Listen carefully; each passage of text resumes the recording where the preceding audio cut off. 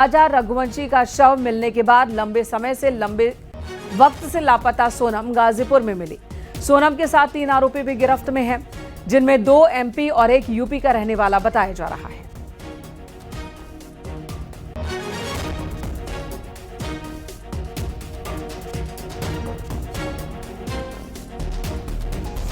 और इस वक्त सोनम रघुवंशी जो कि गाजीपुर में वन स्टॉप सेंटर में है, खबर आ रही है कि सोनम को जब खाना दिया गया तो उसने खाना खाने से मना कर दिया।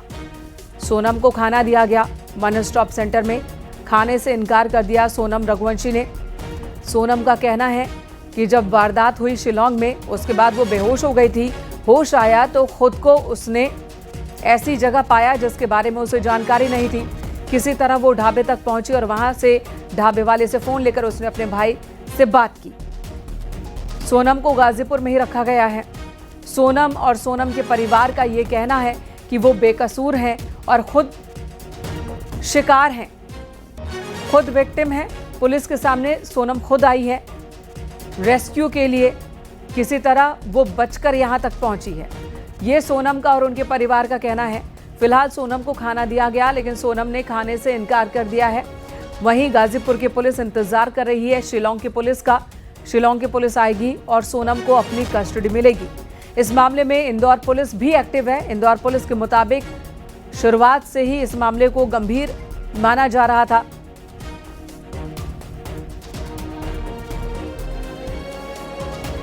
को ये लोग घूमने के लिए गए थे, 20 मई को घूमने के लिए गए थे और 20 मई को घूमने के लिए गए थे।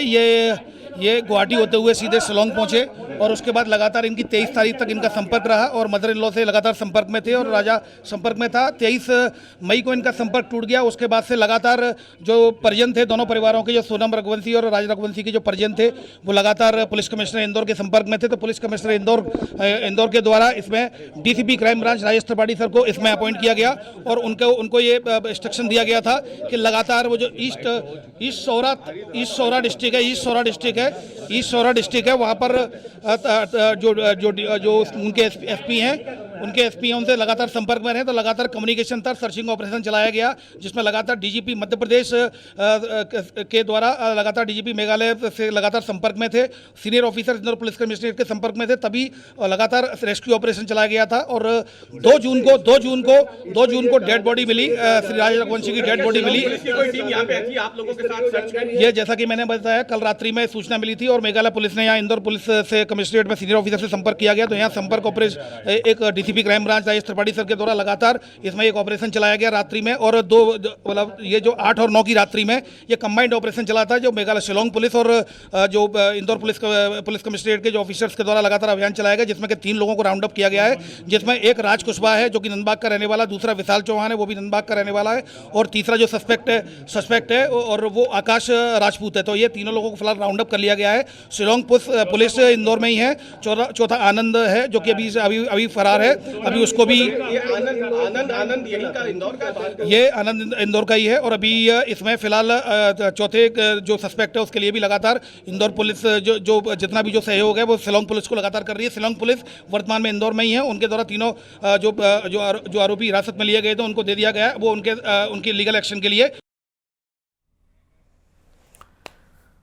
और वहीं ADG law and order Amitabh Yash ने भी इस मामले पर जानकारी दी है। उन्होंने कहा कि सोनम का मेडिकल करवाया गया है और वहीं यूपी पुलिस ने कोई पूछताछ नहीं की है, क्योंकि इस मामले की छानबीन तहकीकात मेघालय की पुलिस कर रही है, तो मेघालय की पुलिस ही पूछताछ करेगी सोनम से। शिलांग पुलिस इस मामले की जांच कर रही है और पुलिस का इंतजार हो रहा है।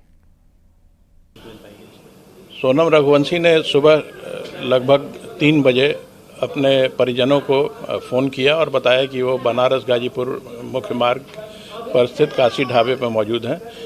ये जानकारी सोनम रघुवंशी के परिजनों ने इंदौर पुलिस को दी और इंदौर पुलिस ने यूपी पुलिस से संपर्क किया। इस जानकारी पर गाजीपुर पुलिस ने सोनम रघुवंशी को बरामद किया और उन्हें तत्काल हॉस्पिटल ले गए, जहां उनकी मेडिकल जांच की गई। उसके बाद वन स्टॉप सेंटर पर सोनम रघुवंशी को भेजा गया है। मेघालय पुलिस भी इंदौर में मौजूद थी इसी केस के इन्वेस्टिगेशन के तहत, और वो इस समय गाजीपुर के रास्ते में है। जैसे ही वो वहाँ पहुँचते हैं, कानूनी प्रक्रिया पूर्ण कर सोनम रघुवंशी को उन्हें हैंडओवर कर दिया जाएगा। क्या यूपी पुलिस ने भी अभी कुछ बातचीत करी है या कुछ उनसे चीज़ें क्लियर हो पाई हैं? नहीं, यूपी पुलिस ने कोई इन्वेस्टिगेशन या इंट्रोगेशन नहीं किया है। ये काम मेघालय पुलिस द्वारा ही किया जाएगा। और रात में सोनम जिस ढाबे पर पहुंची और जिस ढाबे के मालिक से उसने फोन लेकर अपने भाई से बात की है, उस ढाबा संचालक से बात की हमारे सहयोगी ने। उसने क्या कहा आपको सुनाते हैं। क्या देखा था? अपना नाम बता दीजिए। मेरा नाम साहिल यादव है। साहिल, क्या हुआ था कल? पूरी घटना क्या थी, विस्तार से बताइएगा हमको। एक्चुअली हम यहाँ दुकान पे थे, उधर आगे फैमिली मेम्बर कुछ लोग बैठी थी और फिर वो लेडीज़ आई, मेरे से बोले कि भैया मोबाइल दीजिएगा, कॉल करना है। उसके बाद मैंने अपना मोबाइल दिया, उन्होंने अपने फैमिली मेम्बर को कॉल किया और बात कर रही थी। फिर उसके बाद वो अपने भाई से बात करते टाइम रोने लगी। उसके बाद कुछ देर बाद वहाँ बैठे थी वो। फिर उसके कहाँ पर, आप बताइए कहाँ पर वो बैठी हुई थी? कहाँ पर?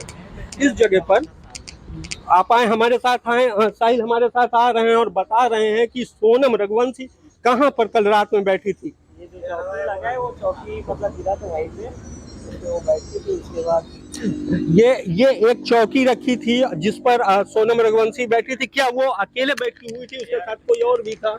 नहीं, अकेले बैठी थी और कोई नहीं था उनके साथ। वो बिल्कुल अकेली थी, उसके साथ कोई सामान वगैरह? जी नहीं, कुछ भी नहीं था। कुछ नहीं था, कोई हैंड बैग, कुछ पर्स, कुछ चीजें? कुछ भी नहीं। अच्छा, बैठी थी तो उसके बाद उसने आपसे क्या कहा?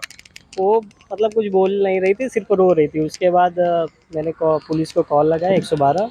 उसके बाद पुलिस वाले आए, उनसे पूछताछ किए, फिर वो ले गए अपने साथ। आप बता रहे हैं उसने अपने कुछ रिलेटिव से, रिश्तेदारों से बात हाँ, की? वो बात की थी, बट नहीं पता क्या वो बात की थी। कुछ देर ही बात की थी आपने। क्या उसके पास मोबाइल था? जी नहीं था। तो कैसे उसने बात की? आपसे मोबाइल मांगा उसने? हाँ, मेरे से मोबाइल मांगा। तो उसके बाद क्या हुआ? आपने पुलिस को कॉल की, पुलिस आई, उसके बाद क्या हुआ? पुलिस आई, फिर उन्होंने उनसे पूछताछ किया, फिर उनको लेके चली गई, बस। आपसे पुलिस ने कोई बात की, कोई पूछताछ आपसे भी की? जी नहीं, वही पूछ रहे थे जो अभी हम आपको बताएं, वही से पूछ रहे थे। क्या हम पूछ रहे थे? यही पूछ रहे थे कि वो किधर से आई थी, क्या कर रही थी, अकेली थी, मतलब उनके साथ कोई था या नहीं था, बस इसी सब। क्या उस समय अन्य लोग भी आपके इस दुकान पर, इस ढाबे पर थे? और कस्टमर लोग थे, वो लोग भी। क्या आपको पता था कि ये युवती कौन है, कैसे है, यहाँ तक आई है? कुछ आपने कुछ पूछताछ उससे करने की कोशिश की जब तक पुलिस नहीं आई?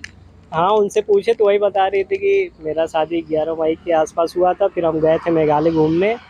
उसके बाद उनका मतलब अपहरण कुछ हुआ था। बोल रही थी कि सोना गहना ये जो भी था चोरी हो गया था। उसके बाद उनके पति को उसी जगह मतलब किसी ने मार दिया था और वो बेहोश हो गई थी, ऐसे ही बता रही थी। फिर यहाँ पे कैसे हैं उनको ये नहीं पता था, और ज़्यादा पूछने पे वो मतलब चिड़चिड़ापन हो जा रहा था उनको।